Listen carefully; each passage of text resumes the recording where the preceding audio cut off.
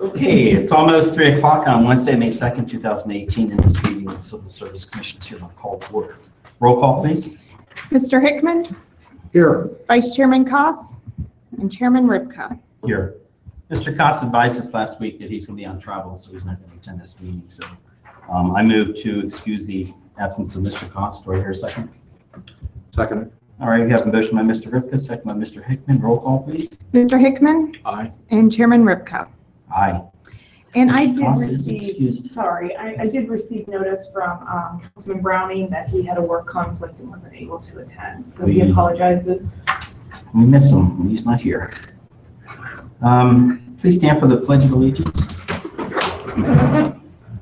I pledge allegiance to the flag of the United States of America and to the republic for which it stands, one nation, under God, indivisible, with liberty and justice for all. Thank you.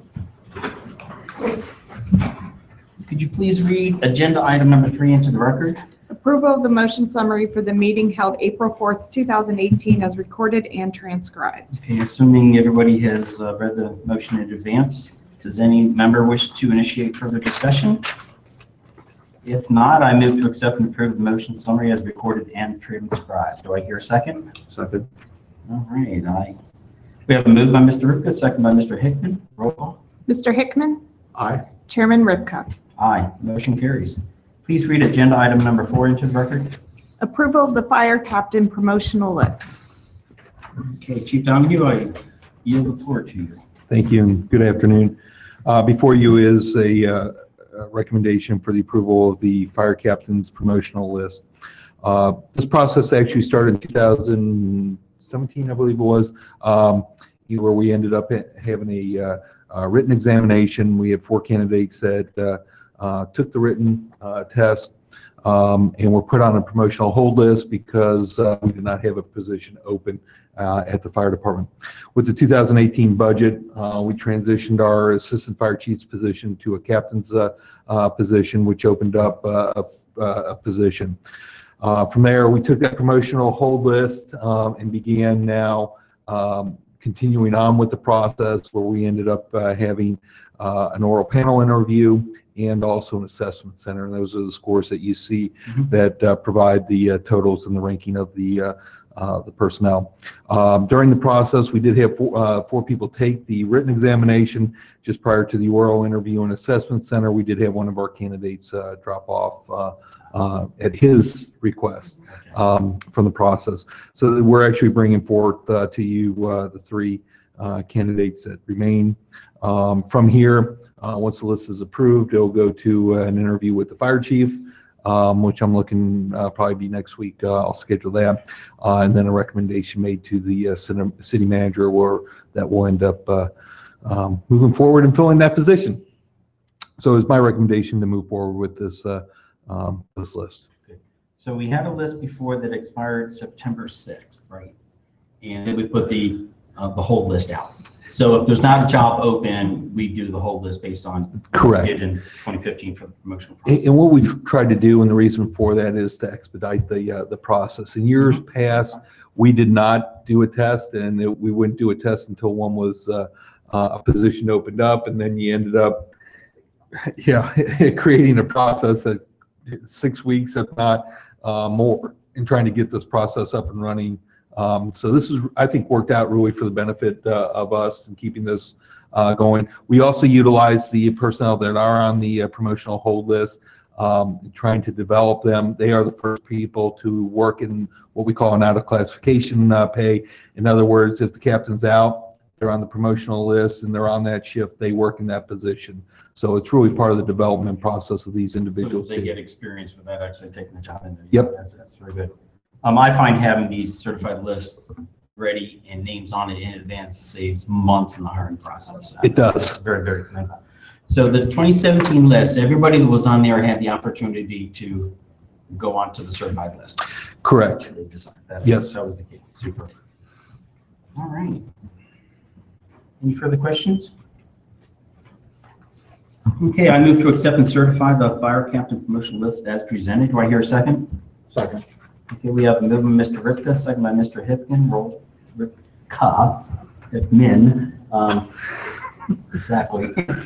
Roll call, please. Mr. Hickman, Aye. Chairman Ripka. Aye, motion carries. Please read agenda item number 5 into the record. Update of the police officer certified list. Okay, I yield the floor to Chief Pichinowski.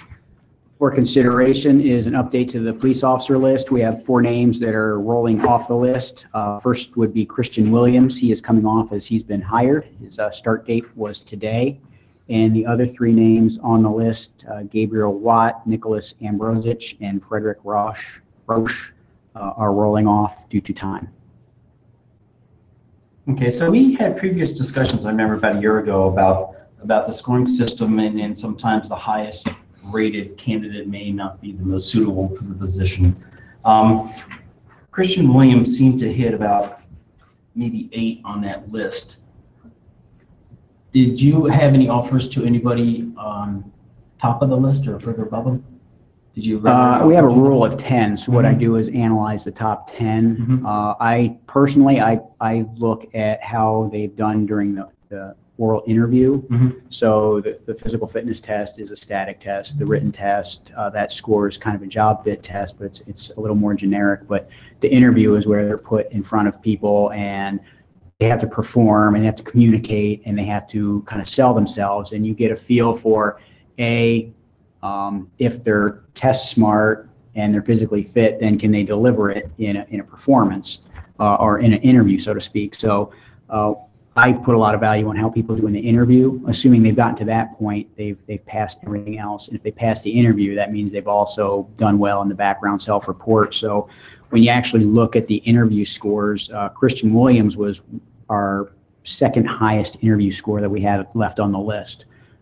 So that's why I look at him. Other factors may come in is if I have a cluster of candidates. And if you look on the list, the current list, you'll see a cluster of candidates with in the 80-81 range. Well, one of those is certified. There's some candidates that, for integrity purposes, get scored high on the interview, but you realize you're not going to be a good fit.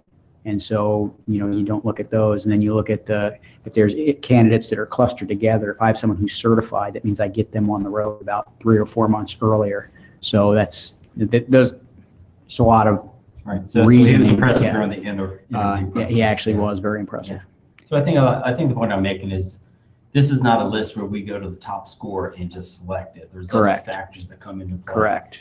Suitability is a big piece of that, as well as whatever happens on any individual piece of those things over there. So I totally understand that. Do we have any other further questions from any member? Okay, so I move to accept and certify the police officer certified list as presented. Do I hear a second? Second. We have a move by Mr. Ripka, second by Mr. Hickman. Roll call, please. Mr. Hickman, Aye. Chairman Ripka. Aye, the motion carries. Public is not in attendance today. Do we have any other follow-up questions or comments? I don't want to make a comment about Station 304. Every day I go by it and I can see the progress on a daily basis. Those guys are out there doing a great job. It's great. I was down there on Sunday and they were working on the retention pond area. So we're looking probably end of November right now. That's is the schedule. You know how that goes though. It's really early in the construction process. Yeah. Just hope the weather holds up and you get it done real fast. And just for point of clarification too, the police department's also going to have an office down there for us. That's wonderful. That's good because we always talked about dual use buildings and many times you only get one shot. And many times you want to save money on the engineering of something you had before. But yeah, I think it's great to have the ability to have some of the cruisers down on this side, be able to stop and write up some of the reports instead of having to run all over the place uptown and squeezing something in. So I give you a personal thank you for that. Anything else? I do. I was privileged about a week and a half ago to attend the swearing in of 5 new firefighters and the promotion of one lieutenant. It was very, very well done. It was a very moving ceremony conducted by the chief and also by the city manager. And a lot of families there. Yes. It's so important to them, so important to, in this instance, these young men. But I just was very impressed, and I want to thank you for the invitation. And I recall that time when I was sworn in all those years ago and how significant that was. And it's still significant to this day. So, thank you. No, thank you, and thank you both for being there. I know it means a lot to our guys that are been with us for a long period of time, as well as those that are getting sworn in. That they see the outside, they see civil service, our elected officials being there, that the community really supports them. So I thank you. And Oh, proud moment for us. So Absolutely. let's keep those invitations coming. Because Yeah, and the refreshments were exceptional. Indeed.